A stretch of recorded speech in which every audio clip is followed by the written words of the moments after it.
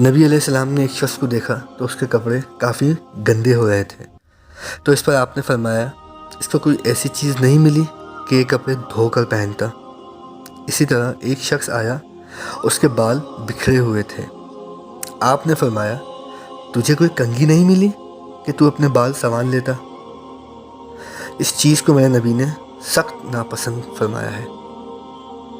نبی علیہ السلام نے ایک آدمی کو پالندہ حالت میں دیکھا، فرمایا تو کیا کرتا ہے؟